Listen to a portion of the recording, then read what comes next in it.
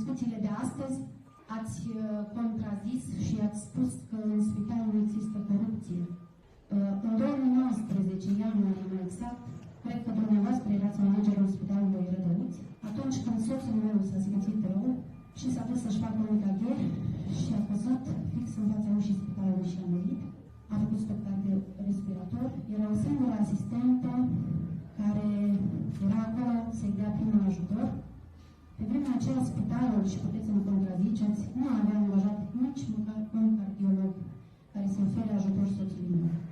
De 6 ani de zile mă tot întreb, soțul meu ar fi trăit dacă spitalul avea la dispoziție un cardiolog?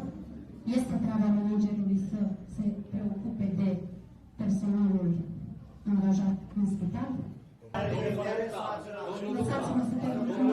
În anul 2016 și până în anul 2020, în calitate de manager al spitalului, am dublat numărul medicilor. În anul 2019, probabil singurul medic pe care îl avea Spitalul Municipal Rădăuți s-a pensionat și în locul lui au venit 2. Unul dintre ei și în momentul de față e acolo. Nu rețin anul. Știți când au venit cei 2 medici?